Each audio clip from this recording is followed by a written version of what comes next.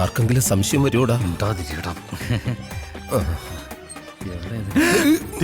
നിന്റെ അളിയനും പെങ്ങളും ഈ മരുന്നല്ലേ? അതെ. എന്റെ നെഞ്ച് തടവിത്തോടാ. നാണമില്ലടേ, വീട്ടിലെങ്ങും വെച്ച് ആയിക്കൂടെ?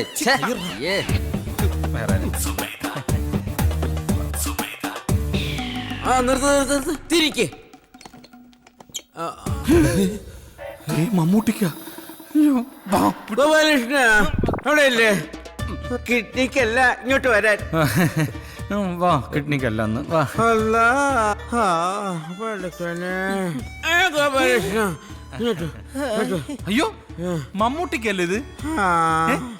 എന്താ പറ്റിയത്? ഒന്നും പറയണ്ട ഗോപാലകൃഷ്ണ. മുംബൈ അധോലോകത്തിലെ ഒരു ദാദ എന്നോടൊരു കിഡ്നി ഓർഡർ ചെയ്തിരുന്നു. സമയത്ത് കൊടുക്കാൻ പറ്റാതെ വന്നപ്പോ അവരെന്നെ പൊക്കി എന്റെ കിഡ്നി എന്നെ അങ്ങ് എടുത്തു. അത് തന്നെ വരണം. അവയവദാനം മഹാദാനം. കൺഗ്രാറ്റുലേഷൻസ്. വരൂ. ശരി, കയ്യിന്ന് വിടട്ടോ. ഇതാര്? അത് വൈഫാ. ആരുടെ? കൂട്ടുകാരന്റെ. കൂട്ടുകാരന്റെ വൈഫ് എന്താ നിന്റെ കൂടെ? ഒരു അസുഖം. കൂട്ടുകാരന്റെ വൈഫിനെ ഇങ്ങനെ കൊണ്ട് നടക്കുന്നത് അസുഖമല്ലല്ലോ, സുഖമല്ലയോ? അല്ലിക്ക ഇവർക്ക് ഭ്രാന്താം. ഇതെന്തിന്റെ ഭ്രാന്താണെന്ന് എനിക്ക് മനസ്സിലായി. പോകാം ഗോപാലേട്ടാ. കൂട്ടുകാരന്റെ വൈഫ് സ്റ്റിച്ച് എടുത്തിട്ട് എനിക്കൊന്ന് കാണണം. അരുണേ, വണ്ടിയിട്ട് കാണണേ. ഇയാള് കൊളവാക്കും. നിനക്ക് ഭ്രാന്താന്ന് പറഞ്ഞു ഒന്നും ഇയാള് വിശ്വസിച്ചിട്ടില്ല. ഒരു മിനിറ്റ്, ഇപ്പൊ ശരിയാക്കി തരാം. നീ അളിയൻ വരുന്നുണ്ടോ നോക്കാം.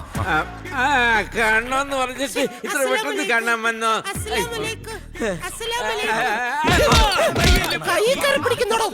വിളിച്ചോണ്ട് പോടാ ഈ ഭ്രാന്തിയെ, എടുത്തോണ്ട് പോടാ ഓപ്പറേഷൻ തിയേറ്ററിൽ. അല്ലാ, കൊന്നുകളയും ഞാൻ. അയാളെ സംശയം തീർന്നല്ലോ. മൊത്തത്തിൽ തീർന്നു. വാ ഇരിക്കേ.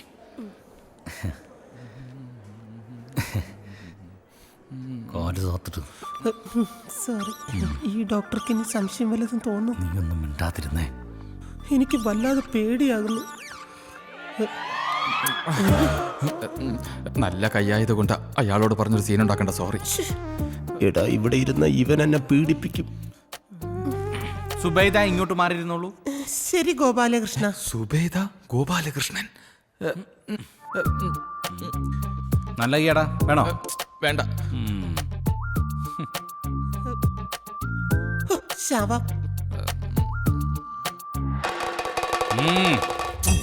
ഇങ്ങനെയുണ്ടോ വൃത്തികെട്ടവന്മാര്? എന്താ ഇവിടെ? സങ്കരയിനം വാഴവിത്തുകൾ കൊടുക്കുന്നുണ്ടെന്ന് പറഞ്ഞ ഒരെണ്ണം മേടിക്കാൻ വന്നു. ഓ, വാഴവിത്ത്. വാഴവിത്ത്. ഇയാളാരാ? ആരാ അത്? കൂട്ടുകാരൻ. അല്ല, കൂട്ടുകാരന്റെ പെങ്ങള്. കൂട്ടുകാരന്റെ പെങ്ങൾ. ഓഹോ, ഇന്റർകാസ്റ്റ് മാരേജ് ആണല്ലേ? അല്ല, രജിസ്റ്റർ മാരേജാ. ഓ, രജിസ്റ്റർ മാരേജ്. എന്നായിരുന്നു? അടുത്ത മാസം. അടുത്ത മാസം എന്ന് പറയുമ്പോ സെപ്റ്റംബർ അല്ലല്ലോ, ഒക്ടോബർ. ഒക്ടോബറിലായത് കൊണ്ട് കൊള്ളാം. മാർച്ചിലായിരുന്നെങ്കിൽ ഭയങ്കര ചൂടും കുട്ടികളുടെ പരീക്ഷ ഭയങ്കര തിരക്കായിരിക്കും. അതുകൊണ്ടാണ് ഞാനും പിന്നെ അങ്ങ് വേണ്ടെന്ന് വെച്ചത്. അപ്പൊ രജിസ്റ്റർ മാരേജ് കഴിഞ്ഞില്ലേ? ഇല്ല, ബാക്കിയല്ലേ കഴിഞ്ഞല്ലേ? അതൊരു പ്രത്യേക സാഹചര്യത്തിൽ അങ്ങോട്ടേ ഞാൻ കൊണ്ടുവന്നേടല്ലേ. എടാ, നീയൊക്കെ ഒരു മനുഷ്യനാണോടാ?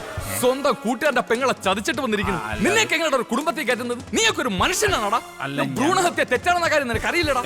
എന്താ വയറ്റിൽ കിടക്കുന്ന ചോരക്കുഞ്ഞിനെ കൊല്ലാൻ നോക്കുന്നു? അല്ല ചേട്ടാ, അത് ഞങ്ങൾ. അതിനൊക്കെ എന്തൊക്കെ മാർഗങ്ങളുണ്ട്? ഒത്തി അമ്മ തൊട്ടിൽ കൊണ്ട്, അല്ലെങ്കിൽ നീ എന്റെ കയ്യിൽ ഞാൻ പൊന്നുപോലെ വളർത്താം. എന്തോ നിങ്ങൾ കാരണം ഇത് 4ാമത്തെ ആഘോഷണ. ഇനി ഇങ്ങനെ വന്ന അവര് പോലീസിനെ വിളിക്കും എന്നാ പറഞ്ഞേ. അങ്ങനെ പറഞ്ഞ മോള് പൊക്കെ, ഞാൻ വരാം. ഭാര്യയാണോ? ഭാര്യ അനിയത്തി. ആരടുത്തും പറയല്ലേ. കൊണ്ട് തകർത്ത വൃത്തികെട്ടവൻ. അവ എന്നെ തെറ്റിദ്ധരിച്ചു കാണും. എടാ, എനിക്ക് നല്ല ടെൻഷനുണ്ട്. എനിക്ക് കൂടുതൽ ടെൻഷൻ വന്നാൽ ഉടനെ മൂത്രം ഒഴിക്കാൻ തോന്നുന്നു. ഒഴിക്കല്ലേ? ഇതൊക്കെ ഇട്ടോണ്ട് എങ്ങനെയാടാ ഒഴിക്കുന്നേ? നമുക്ക് എന്തെങ്കിലും നോക്കാം. നീ വാ. ഹായ്. പെട്ടെന്ന് വാ. ഹായ്. ലേഡീസും ജെന്റ്സും കൂടി ഒരു ബാത്റൂമില്. ലേഡീസ് അവിടെ ആണല്ലോ. ഇതിലെന്തോ കുഴപ്പമുണ്ട്. കുറ്റിയിട്ടാ. ഹലോ, ഇതൊക്കെ മോശമല്ലേ? എന്ത് മോശം? ഇതൊക്കെ എല്ലാരും ചെയ്യുന്നല്ലേ? എന്നാലും ഇത്ര പബ്ലിക്കായിട്ട്. ഇത് പബ്ലിക് അല്ലല്ലോ. അകത്ത് രണ്ടുപേരും കൂടെ എന്താ പരിപാടി? ഞങ്ങളിവിടെ ചപ്പാത്തി ചൂടുന്നു. പരത്താൻ ഞാനും കൂടെ സഹായിക്കട്ടെ. ഓഹോ, അപ്പൊ രണ്ടുപേരും കൂടെ പട്ടാ പകല് പബ്ലിക്കായിട്ട് ഇത്ര വൃത്തിയായിട്ട് കാണിച്ചിട്ട് ചോദിക്കാൻ വന്ന ഞാൻ വൃത്തിയിട്ടവനാ? കാണിച്ചു തരാമടാ. എന്ത് കാണിച്ചു തരാ? ഹലോ ഒന്ന് നിന്നേ ഇങ്ങോട്ട്. കയ്യിന്ന് വിടടോ. ഏയ്, ഇയാൾക്ക് എന്താ വേണ്ടേ? എങ്ങനെ ഉണ്ടായിരുന്നു? നല്ല ആശ്വാസമുണ്ട്. ആശ്വാസം ഉണ്ടാവുമല്ലോ. ഇയാൾ ആരാ ഇത്? ഇതാരാടാ? ഇതാരാന്ന്? ഭാര്യ ഓ, അല്ല പെങ്ങള്. എന്തോ? പെങ്ങളുടെ ഭാര്യയുടെ അനിയത്തിയുടെ എടാ ഇവിടെ പല അവന്മാരും പല അവളുമാരെയും ദിവസവും പറഞ്ഞു കേട്ട് ഇവിടെ കൊണ്ടുവരാറുണ്ട്. സത്യം പറയവളാരാന്ന്? കയ്യെ പിടിക്കരുത്, കയ്യെ പിടിക്കരുത്. ദേ, ഞാൻ പറയാം. ഇത് കൊട്ടാരക്കര കോമളം അല്ലെങ്കിൽ പന്തളം മോളി തന്നെ. ഇതാരാന്ന് പറയാതെ ഇവിടുന്ന് പോകാൻ പറ്റില്ല. ചേട്ടാ നിങ്ങൾ വെറുതെ പ്രശ്നം ഉണ്ടാക്കില്ലേ. സ്റ്റാഫ് റൂം ഉണ്ട്, ഞാൻ എല്ലാരെയും വിളിച്ചു വരുത്തേ. അല്ലെങ്കിൽ number നോക്കി നിൽക്കണ്ട അടി. നമ്പര് വേണോടാ നിനക്ക്? നമ്പർ ജീവിക്കാൻ സമ്മതിക്കില്ലടാ. അയ്യോ, കണ്ണ് കാണാൻ പറ്റുന്നില്ല. എവിടെ പോന്ന്? കണ്ണൊന്നും വേണ്ട, ഇങ്ങോട്ട് പോടാ.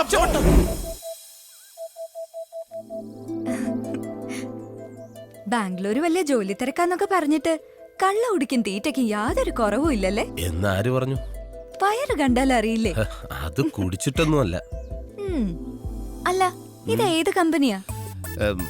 ഇത് പുതിയ പ്രോഡക്റ്റ് ഉൽപ്പാദിപ്പിക്കുന്ന ഒരു ഇന്റർനാഷണൽ കമ്പനിയാ. അമേരിക്കയിലായിരുന്നു തുടക്കം. പരീക്ഷണാടിസ്ഥാനത്തിൽ ഇപ്പൊ ബാംഗ്ലൂരും തുടങ്ങി. പക്ഷെ ഇത്രയും ക്ലിക്കാവുമെന്ന് ഞാൻ ഒട്ടും പ്രതീക്ഷിച്ചില്ല. അത് നല്ലതല്ലേ? നിനക്ക് നല്ലതാ. ഇത് മാസാമാസം വികസിച്ചു വരുന്ന ഒരു കമ്പനിയാ. അതിന്റെ ഭാരം മുഴുവൻ ഞാൻ ഒറ്റയ്ക്ക് ചുമക്കണം. അപ്പോ അതിന്റെ ഹെഡ് ചേട്ടനാ? എന്റെ ഒരു ഡോക്ടറാ. ഞാനാ അതിന്റെ മാനേജർ. അല്ല, ഈ പ്രോഡക്റ്റിന് പേരൊന്നും ഇല്ലേ? 10 മാസം കഴിയുമ്പോ പേര്. അല്ല, ഈ 10 മാസം 28 ദിവസം കഴിയുമ്പോ പേരിടും. അതെന്താ 28 ദിവസം? എടി 10 മാസം വരെ ഈ പ്രോഡക്റ്റിന്റെ പരീക്ഷണമല്ലേ. അത് കഴിഞ്ഞാൽ ഗംഭീര പബ്ലിസിറ്റിയോടുകൂടി വിപണിയിൽ ഇറക്കും. അപ്പൊ പേരിടും. എങ്കിൽ പിന്നെ ആ കമ്പനിയിൽ എനിക്കൂടെ ഒരു ജോലി ശരിയാക്കി കൂടെ? ഏയ്, അവിടെ സ്ത്രീകൾക്ക് ഒരു ചാൻസും ഇല്ല. അയാൾക്ക് ആണുങ്ങളെ മാത്രം മതിയെന്ന്. അതെ, ഇങ്ങനെ ഓടി നടക്കാതെ ഇതിലെങ്കിലും ചേട്ടനൊന്ന് ഉറച്ചു നിൽക്കണം. ഈ കമ്പനി ഗംഭീരമായിട്ട് വിജയിക്കാൻ ഞാനും പ്രാർത്ഥിക്കാം.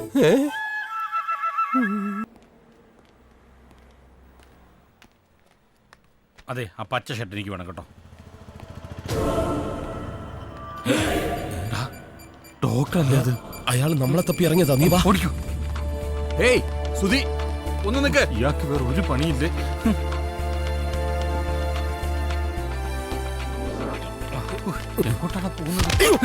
സോറി. സോറി.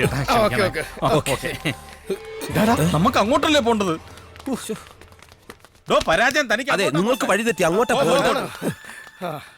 ഇയാൾ ഇവിടെ ഉള്ളവരെ മുഴുവൻ ഗർഭിണികളാക്കും. നീ നോക്കിക്കോ. ദേ വരുന്നു. വാ, വാ, വാ.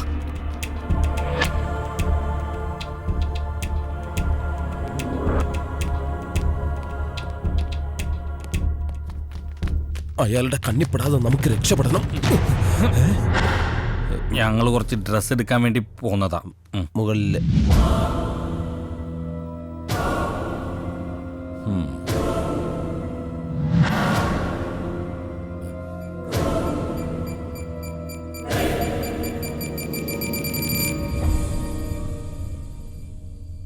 എനിക്കൊരിക്കലും ഡോക്ടറെ ചതിക്കണമെന്നുണ്ടായിരുന്നില്ല. പിന്നെ എന്തിനാ നീ ഒളിച്ചോടിയത്? സത്യം പറഞ്ഞാൽ ഞങ്ങൾ വിചാരിച്ച സാറിന് ഭ്രാന്താ. നീ പോടാർന്ന്. ഞാൻ തുറന്നു പറയും. അല്ലെങ്കിൽ പിന്നെ ആണുങ്ങൾ ഗർഭിണിയാവുന്ന ആരെങ്കിലും വിശ്വസിക്കുവോ? അത് ശരിയാണെന്ന് അറിഞ്ഞപ്പോ ഞങ്ങൾ രണ്ടുപേരും ഒന്ന് ഞെട്ടി. അതാ ഉണ്ടായത്. അപ്പൊ പൂർണ്ണ മനസ്സോടെ അല്ലേ നീ ഇതിന് സമ്മതിച്ചത്? ഞാൻ നിർബന്ധിച്ചില്ലല്ലോ. ഇങ്ങനെയൊക്കെ ആവുമെന്ന് ഞാൻ ഒരിക്കലും പ്രതീക്ഷിച്ചില്ല. കാശ് എണ്ണി വാങ്ങിക്കുമ്പോ ഇതൊന്നും ഓർത്തില്ലേ? അല്ല സാറ് ക്ഷമിക്കണം, ഞാനതൊന്നത്ര കാര്യമായിട്ടെടുത്തില്ല. നിന്റെ ജീവൻ വെച്ച് നീ എന്ത് വേണമെങ്കിലും ചെയ്തോ. പക്ഷെ നിന്റെ വയറ്റിൽ വളരുന്ന ഒരു പിഞ്ചു ജീവനുണ്ട്. അത് നശിപ്പിക്കാൻ നിനക്കാരാ അധികാരം തന്നത്?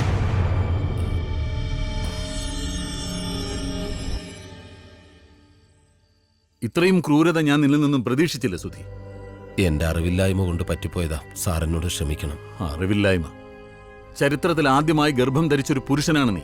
നിന്റെ ഓരോ ദിവസവും ഓരോ മണിക്കൂറും ഓരോ മിനിറ്റും മെഡിക്കൽ സയൻസിന്റെ ഭാഗമാണ്. അതറിയാമോ? നിനക്ക് വേണമെങ്കിൽ പരീക്ഷണത്തിൽ നിന്ന് പിന്മാറാം. ആരും നിന്നെ നിർബന്ധിക്കില്ല. അതിനൊരു അബോർഷൻ വേണ്ടിവരും. പക്ഷേ അത് നിന്റെ ജീവൻ ആപത്താണ്. ആലോചിച്ച് നിനക്ക് തന്നെ ഒരു തീരുമാനമെടുക്കാം.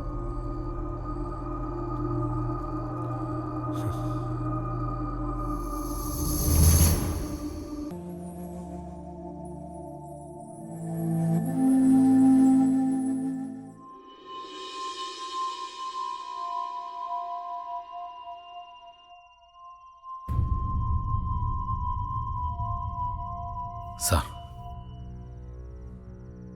എന്റെ സുധി ഒരു പാവാ. സാറ് വിചാരിച്ചാലേ ഈ ഊരാ കുടിക്കുന്നവനെ രക്ഷിക്കാൻ പറ്റൂ. എത്ര ദിവസമായെന്നറിയോ അവൻ സ്വസ്ഥമായിട്ടൊന്ന് ഉറങ്ങിയിട്ട്. ഇത് കണ്ടിട്ട് എനിക്ക് സഹിക്കാൻ പറ്റുന്നില്ല. സുധിയെ ആശ്വസിപ്പിക്കുകയും അവന് ആത്മവിശ്വാസം പകർന്നു കൊടുക്കുകയും ചെയ്യേണ്ടത് നീയാണ്. എനിക്ക് കഴിയില്ല സാർ. എന്തുകൊണ്ട്? അവനെപ്പറ്റി സാറിനൊന്നും അറിയില്ല. എനിക്കറിയാത്ത എന്ത് കഥയാണ് അവനുള്ളത്? സുധി ഡിഗ്രിക്ക് പഠിക്കുമ്പോഴാണ് അവൻ്റെ അച്ഛൻ ഗൾഫിന് പോകുന്നത്. ഡ്രൈവറായിട്ട്. അവൻ്റെ അച്ഛൻ ഓടിച്ചിരുന്ന വണ്ടി അപകടത്തിൽപ്പെട്ട് ഒരാൾ മരിച്ചു. അച്ഛൻ ജയിലിലായി. വീടും പറമ്പും പണയപ്പെടുത്തി 20 ലക്ഷം രൂപ നഷ്ടപരിഹാരം കൊടുത്തിട്ടാ അവൻ്റെ അച്ഛനെ ജയിലിൽ നിന്ന് ഇറക്കിയത്.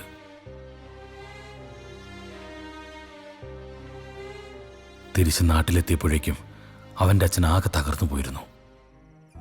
തൻ്റെ കൈപ്പിഴ കൊണ്ടൊരാൾ മരിച്ചതിലുള്ള കുറ്റബോധം, പിന്നെ 2 പെൺമക്കളടക്കമുള്ള കുടുംബത്തിൻ്റെ ആകെയുള്ള കിടപ്പാട് നഷ്ടപ്പെടുത്തിയതിലുള്ള ദുഃഖം. അവൻ്റെ അച്ഛൻ ആത്മഹത്യ ചെയ്തു. സങ്കടങ്ങളെല്ലാം ഉള്ളിലൊതുക്കി ചിരിച്ചും ചിരിപ്പിച്ച് നടക്കുകയാണ് സർവൻ. സ്വന്തം കുടുംബത്തിനു വേണ്ടി മാത്രമാണ് അവൻ ജീവിക്കുന്നത്. വിവാഹപ്രായമെത്തിയ ഒരു പെങ്ങളുണ്ട്. 7ാം ക്ലാസ് മുതൽ മനസ്സിൽ കൊണ്ടു നടക്കുന്ന ഒരു കാമുകിയുണ്ട്. അവനെ ഓർത്ത് മാത്രം ജീവിക്കുന്ന ഒരമ്മയുണ്ട്. എൻ്റെ ഈ പരീക്ഷണം ഒന്ന് പൂർത്തിയാവട്ടെ. അവൻ്റെ എല്ലാ പ്രശ്നങ്ങളും പരിഹരിക്കാനുള്ള പണം ഞാൻ കൊടുക്കാം. ആ പണം കൊണ്ട് അവന് നഷ്ടപ്പെട്ടതെല്ലാം തിരികെ വാങ്ങാൻ പറ്റുമോ? സാറിന് പ്രശസ്തി നേടാനുള്ള പരീക്ഷണത്തിൽ അവനെ ഒരു കരുവാക്കാതെ സാർ ഒരല്പം മനുഷ്യത്വം കാണിക്കണം. ഗോപാലകൃഷ്ണൻ, ഈ അവസാന ഘട്ടത്തിൽ ഇങ്ങനെ സംസാരിക്കരുത്. സാറേ, ഭാര്യയും മകളെ പിരിഞ്ഞ് ജീവിക്കുന്ന സാറിന് കുടുംബജീവിതത്തിന്റെ വില അറിയില്ല. ഇതെന്റെ ഒരു അപേക്ഷയാണ്. എങ്ങനെയെങ്കിലും സാർ അവനെ രക്ഷിക്കണം.